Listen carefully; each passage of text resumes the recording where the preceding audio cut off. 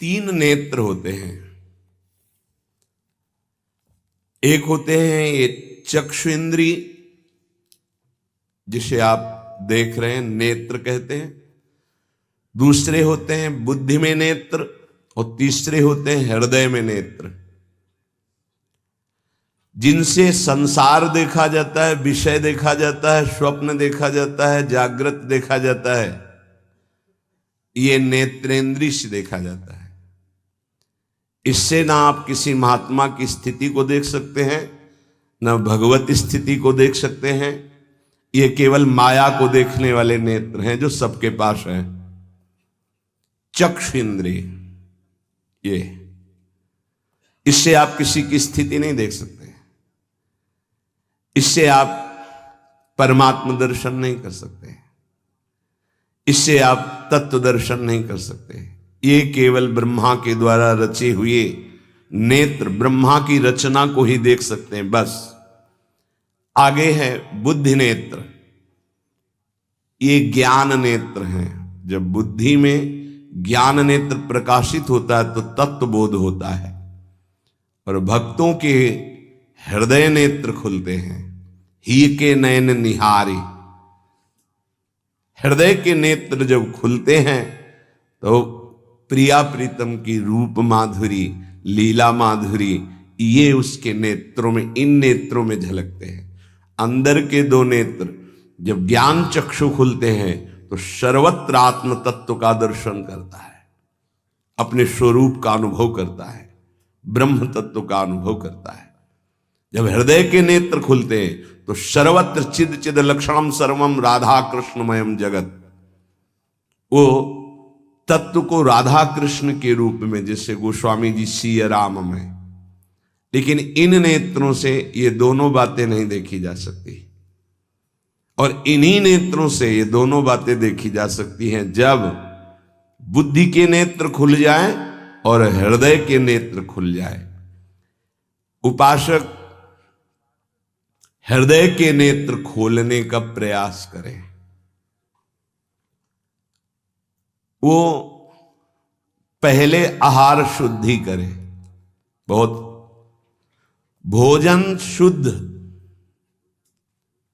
बड़ी कृपा है, आकाशवृत्ति से जीवन चलता है, श्री जी को भोग लग करके मिलता है, परम पवित्र है। अब जो बात करें, पाते समय उपास्य देव के सिवा अन्य कोई विचार नहीं रह जाना चाहिए।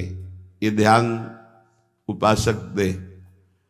इसीलिए नाम कीर्तन चला दिया जाता है। चलता है नाम कीर्तन, नाम कीर्तन चला दिया जाता है कि आपका मन किसी विषय का चिंतन न करने पावे, नाम कानों में पड़े और चिंतन नाम का हो।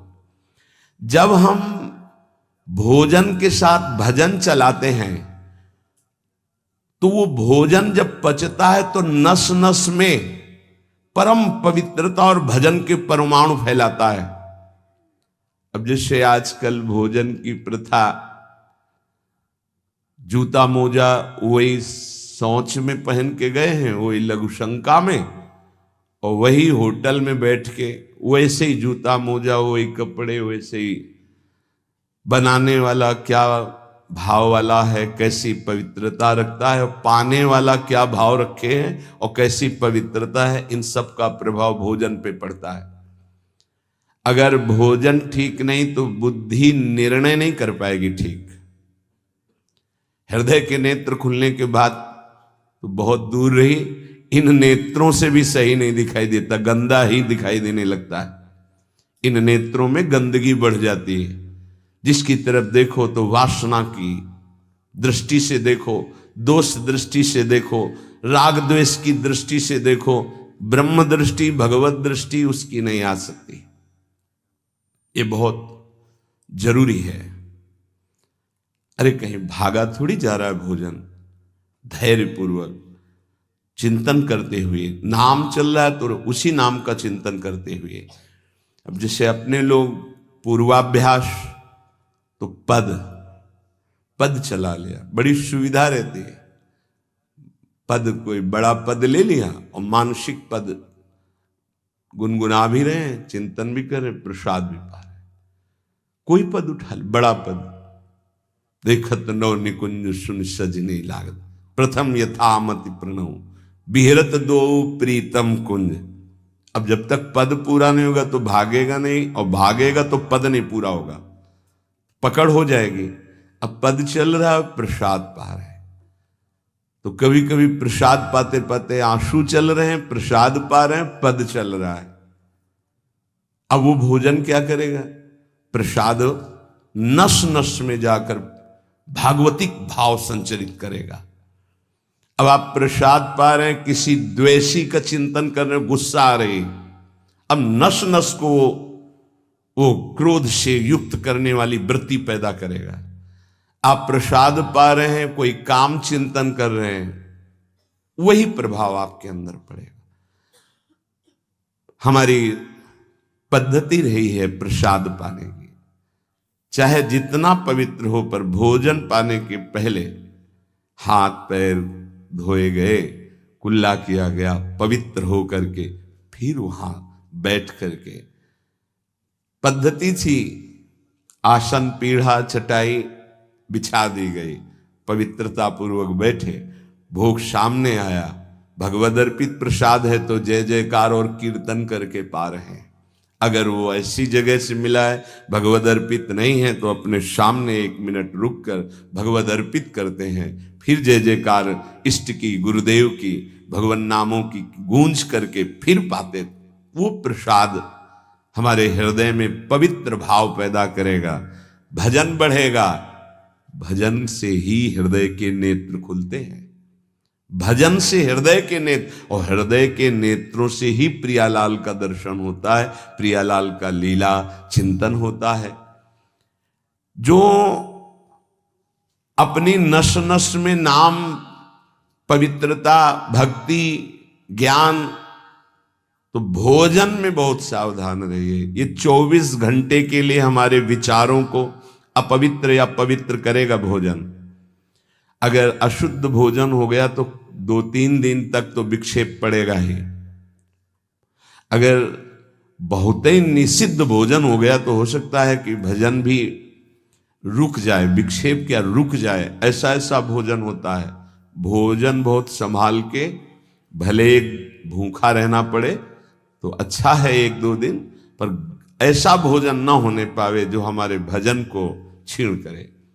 प्रायः जब श्री जी की शरणागति दीक्षा दी जाती है यहाँ, तो पहला कि तुम्हें 11 माला गुरु मंत्र के तो करने ही हैं, दूसरा 12 पद चतुरासी जी के पढ़ने ही हैं पक्का, तीसरा तुम्हें उस रसोई से कभी भोजन नहीं पाना है जिसमें मांस बना है, जिसमें मांस रांधा गया है। भले तुमको वहां दाल रोटी खीर और ये सब बना के दे, पर वो सात्विक भोजन नहीं होगा, वो राक्षसी भोजन होगा, क्योंकि वो रसोई अपवित्र है, उसके पात्र पवित्र। ये दीक्षा के समय दिया जाता है। चौथा, जो तुम्हारे उपासना की, इष्ट की, गुरुदेव की, संतों की, भगवत स्वरूपों की निंदा करे, वो चाहे रिश्तेदार, नातेदार, चाहे कोई भी हो, हम उससे संभाषण बैठकर नहीं करेंगे, कान में उंगली डालकर राधा राधा बोलकर चले जाएंगे। ये दीक्षा के समय शिक्षा दी जाती है। यदि आप अपने कुसंग को नहीं त्याग सके, भोजन का सुधार नहीं कर सके, तो भजन में रुचि नहीं होगी। ध्यान रखना, हम जैसा अन्न पाते हैं वैसा मन बनता है, जैसा मन होता है वैसे ही चिंतन होता है। हमें हृदय के नेत्र खोलने हैं तो हमें आहार पवित्र करना है, पवित्र आहार पवित्र चिंतन के साथ हमें पाना है। ऐसे जल्दीबाजी नहीं, जल्दीबाजी है तो हम नहीं पा रहे हैं, जब हमें समय होगा पा लेंगे। कोई प्राण थोड़ी निकल जाएंगे, एक बार न पाएंगे, एक दिन ना पाएंगे, नहीं निकलते। कई कई दिन भोजन न पाने पर भी ऐसा नहीं होता कि प्राण निकल गए। बड़ी सामर्थ्य है, प्रभु ने सामर्थ्य दी है। उपासक सावधान रहे कहीं प्रसाद पाते समय कोई ऐसा दृश्य, ऐसी वार्ता न कर बैठे जो भजन में बड़ी हानि पैदा कर दे। जैसे आप मोबाइल रख लिए और आप ऐसे दृश्य देख रहे हो जो आपका सर्वनाश करने वाले हो, भोजन पा रहे हो, तो आप निश्चित समझ लेना, निश्चित भ्रष्ट हो जाओगे, आगे नहीं बढ़ पाओगे, गिर जाओगे। भोजन के समय यदि आपका मन पद में नहीं लग रहा, भजन में नहीं लग रहा, तो जैसे यंत्र है आपके पास, तो चतुरासी जी लगा दीजिए, सत्संग लगा दीजिए। आपका चिंतन बनना चाहिए भागवती, कोई गलत चिंतन नहीं। और अगर कोई पास बैठा है तो वार्ता नहीं होनी चाहिए। भोजन के समय वार्ता निषेध है, वो वार्ता का समय नहीं, वो एकाग्रता पूर्वक पूरे 24 घंटे के लिए हम अपने विचार पावन करने के लिए बिल्कुल मौन होकर के भगवत चिंतन या भगवत श्रवण करते हुए प्रसाद पावे। आप सब आज से ये नियम ले लें, केवल परोसने वाले की आवाज सुनाई देनी चाहिए। श्री जी का प्रसाद जो आप परोस रहे हैं उसका उच्चारण करते हुए आपको प्रसाद, रोटी प्रसाद चाहिए तो वो पूछ सकते हैं। इसके अलावा पाने वाले की आवाज बस जी दे दीजिए, इससे ज्यादा कोई शब्द नहीं आना चाहिए। देखो, अगर प्रार्थना मानोगे तो आप आगे परमार्थ में बढ़ोगे। जो प्रसाद पाने का समय है वो बहुत 24 घंटे के भजन के लिए बहुत कीमती बात है। अगर उस समय आपका कोई प्रपंच वार्ता, कोई लौकिक वार्ता, राग द्वेष वार्ता, बिल्कुल नहीं, मौन आज से नियम रख लो। दे दीजिए ये शब्द उच्चारण और ले लीजिए प्रसाद ये शब्द, इसके अलावा और कोई शब्द नहीं होना चाहिए। अगर आप हमारी प्रार्थना नहीं मानते हैं तो ये अपराध होगा, आज्ञा का उल्लंघन होगा और वो आपके लिए बहुत ही हानिकारक होगा, जो आपकी बुद्धि को क्षय करेगा। इसलिए प्रार्थना है, आप प्रसाद पाते समय सब मौन का आश्रय, केवल स्वीकृति हां दे दीजिए और प्रसाद बांटने का जो उच्चारण है या अमुक प्रसाद ले लीजिए। बस इस नाम कीर्तन चलता है, नाम कीर्तन सुनिए, या आपकी क्षमता है तो उस समय नाम जप करते हुए प्रसाद पाइए। जिस जगह पर संत सेवा होती है, नाम कीर्तन होता है, ठाकुर सेवा होती है और परस्पर बैठ करके भगवद वार्ता होती है, उस जगह सारे तीर्थ अपने आप आ जाते हैं। वहां वास करने वाले को किसी तीर्थ जाए या ना जाए, कहीं भी, संपूर्ण भुवन की बात कह रहे हैं, जिस घर में, जिस कुटिया में, जिस जगह में, जिस स्थान में नाम कीर्तन होता है, भगवत गुण कीर्तन होता है, साधु सेवा होती है, ठाकुर सेवा होती है, सारे तीर्थ स्वयं आकर वहां वास करने लगते हैं। तीर्थ क्या, तीर्थाधिपति तीर्थपाद भगवान वास करते हैं। जहां भगवान नाम कीर्तन, भगवत गुण गायन होता है, भगवान प्रकट होते हैं। मदभक्ता यत्र गायन्ति तत्र तिष्ठामि नारदः, नाम वाणी जहां श्याम श्यामा तहां। सारे तीर्थ स्वयं वहां वास करते हैं। कुछ गृहस्थ जन कहते हैं हमारे घर में कोई चक्कर है, कोई टुटका कर दिया, कोई परेशानी।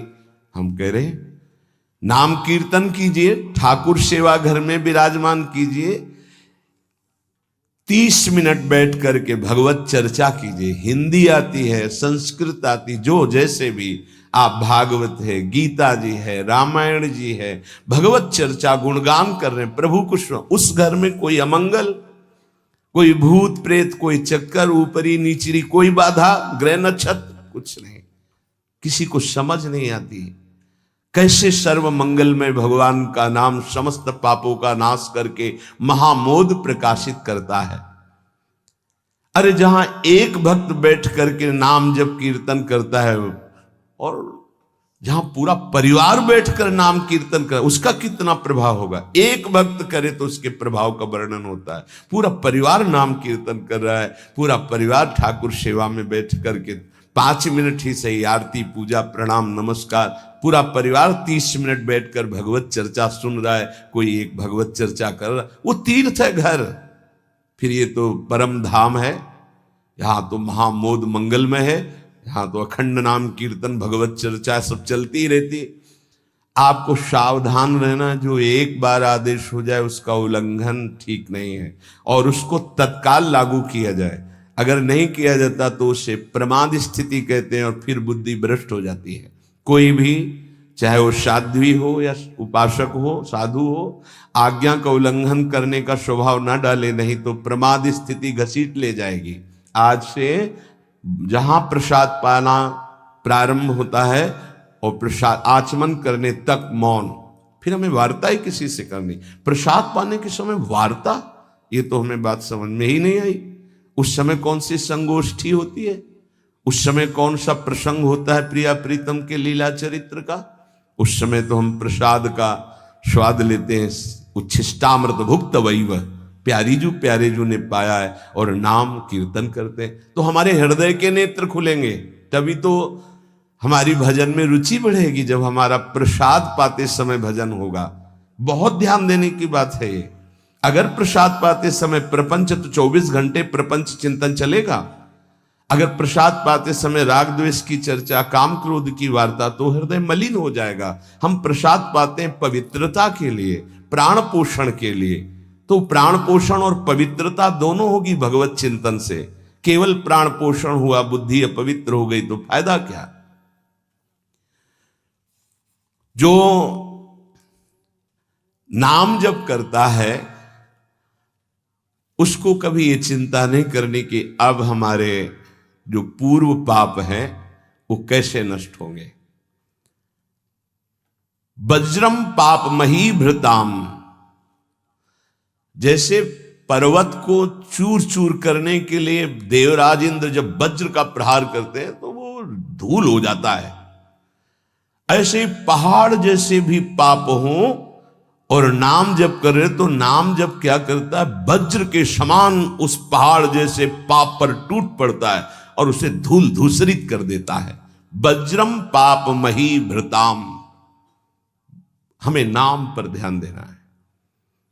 कैसे नाम जब छूट जाता है उपासक होकर भगवत प्राप्ति का लक्ष्य बना के, और तुम्हें चैन है, इसका मतलब है आपका लक्ष्य भी भजन भगवत प्राप्ति नहीं बना, नहीं तो चैन के तद विस्मरणेन परम व्याकुलते थे। भगवद्रोद्रेकस्य सिद्धौषधम, ये नाम संसार रोग के आवेश को शांत करने की सिद्ध औषधि है। जासु नाम भव भेषज, ये भगवान नाम ये भव रोग की अचूक औषधि है। अर्थात नाम जापक को भी ये भी चिंता नहीं करने की हमारा कल्याण होगा कि नहीं, नाम चल रहा है, ये हमें भव समुद्र से पार ही नहीं, भव समुद्र को सुखा देगा। नाम लेत भव सिंधु सुखाही, करो विचार सुजन मन माही। पाप के पर्वत को वज्र की तरह नाम टूटकर धूल धूसरित कर देता है और भव समुद्र को सुखा देता है। पार जाने की जरूरतें नहीं, खत्म ही हो जाता है, कल्याण की चिंता नहीं। मिथ्या ज्ञान निशा विशाल तमसस् तिगमांशु बिंबोदय, ये नाम अज्ञान रूपी घोर अंधकारमयी रात्रि के नाश के लिए भगवान भुवन भास्कर सूर्य के समान है। उपासक को अभी ये भी चिंता नहीं करनी कि हमें तो कोई ज्ञान नहीं है, हमारे अंदर तो अभी बड़े आकर्षण है संसार के, अविद्या है। बिल्कुल चिंता मत करो, नाम जब चल रहा तो जैसे घोर अंधकार रात्रि में है, सूर्य उदय होते ही वो सब नष्ट हो जाता है, ऐसे ही नाम जापक के हृदय का अज्ञान अंधकार नष्ट करने के लिए भगवान नाम सुंदर ज्ञान प्रकाश कर देते हैं। अन्य उसे कोई पढ़ने लिखने की आवश्यकता नहीं पड़ेगी। नाम जब से अपने, जैसे कल आप सत्संग में ध्यान दीजिए, सुन रहे थे कि जिसका अंतःकरण शुद्ध हो जाता है, जो राग द्वेष रहित महात्मा है, बिना पढ़े सारे वेदों का अर्थ उसके हृदय में स्फुरित हो जाता है। मिथ्या ज्ञान निशा विशाल तमसस तिग्मांश बिंबोदयः। अज्ञान रात्रि के घनीभूत अंधकार के नाश के लिए प्रभु का नाम सूर्य के समान है। क्रूर क्लेश मही रुहा मूर्तर ज्वाला जटालह सिखे।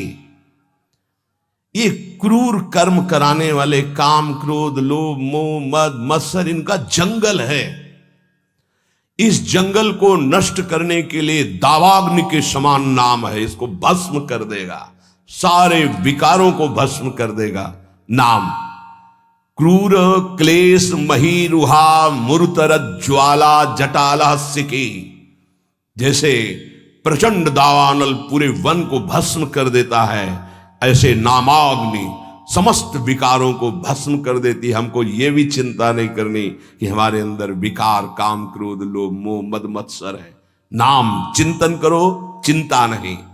द्वारम निर्वृत्ति सन्मनो विजयते कृष्णेति वर्णद्वयम। ये परम शांति परमानंद का द्वार खुल गया यदि जिह्वा पे कृष्ण कृष्ण कृष्ण राधा राधा राधा राम कृष्ण हरि, जो नाम गुरुदेव ने दिया, अगर वो नाम चल रहा है तो अब चिंता भी नहीं करनी कि हमारा परम पद मिलेगा, कल्याण होगा कि नहीं। नहीं, द्वार में प्रवेश कर गए। जिह्वा पे नाम मतलब द्वार में प्रवेश कर गए। महाराज जी, लोग तो कहते हैं कि जिह्वा से नाम जप करने से कोई लाभ नहीं मिलेगा। कहते कर में तो माला फिरे जीव फिरे मुख माही, मनुआ तो चहुदिस फिरे यह तो सुमिरन नाही। कुछ लोग कहते हैं हाथ में माला चल रहा है, जीभ में नाम चल रहा है, मन संसार में घूम रहा है, इससे तो कोई लाभ मिलेगा नहीं। तो महाराज जी, प्रायः नाम जब तो ऐसे ही होता है प्रारंभ में, तो उसको तो कोई फल ही नहीं मिलेगा। अरे ऐसा कहने वालों की बिल्कुल बात मत सुनो। पूज्य उड़िया बाबा, ऐसा कहने वालों की बिल्कुल बात मत सुनो, उन्हें कहने दो। वो क्या जाने, नाम में अपार सामर्थ्य है। जिसकी जिह्वा में नाम स्मरण चल रहा है तो मन लगे ना लगे उसको फल अवश्य मिलेगा। ये बात, इसीलिए भगवत प्राप्त महापुरुषों के वचनों को समझना चाहिए।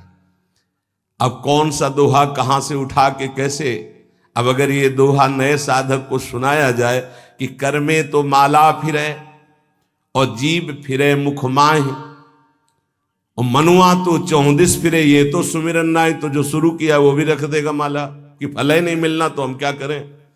पूज्य राधा बाबा, तुम चिंता मत करो, तुम मशीन की तरह जीभ से शुरू करो राधा कृष्ण राधा कृष्ण राधा कृष्ण राधा, बाबा के वचन, फिर तुम देख लेना। गोस्वामी जी कह रहे तुम चिंता मत करो। राम नाम मणिदीप धर जीह देहरी द्वार, तुलसी भीतर बाहरो जो चाह सुझियार। हमको वो बात समझनी है जो बड़े बड़े महापुरुष कह रहे हैं। ऐसे लोगों की बात देखो, बाबा ने पहला शब्द उत्तर में ऐसे कहने वालों की बिल्कुल बात मत सुनो, उन्हें कहने दो, क्या जाने नाम में कितनी अपार सामर्थ्य है। अहो वत्सो पचतो गरीयान यज्जिभ्याग्रे वर्तते नाम तुभ्यम, ना कि मनसाग्रे लिख देते ना, मनसाग्रे यह जिभ्याग्रे, जिभ्या में जिसके आपका नाम विराजमान हो गया वो चांडाल भी जगत पूज्य बन जाता है। अहो वत्सो पचतो गरीयान, वो सर्वश्रेष्ठ हो जाता है। भजन करना है, निरंतर भजन करना है, मन लगे ना लगे तुम्हें इसकी परवाह नहीं करनी। जो तुम्हारी जिह्वा से नाम निकल रहा है वो फल दे के रहेगा, ये बैठा लो हृदय में। केवल जिह्वा से तुम भजन करना प्रारंभ करो, फिर देखना मन लगने की बात जाने दो, मन नाममय हो जाएगा, अपने आप नाममय हो जाएगा। जब हम अधिक समय तक विषय चिंतन करते हैं तो मन विषयमय हो जाता है। जब अधिक समय तक हम नाम जपते हैं तो मन नाममय हो जाता है। इसलिए तुम ऐसी बातें मत सुनो, निरंतर नाम जपने का अभ्यास जिह्वा से ही करो, तुम्हारा मन भगवदाकार हो जाएगा।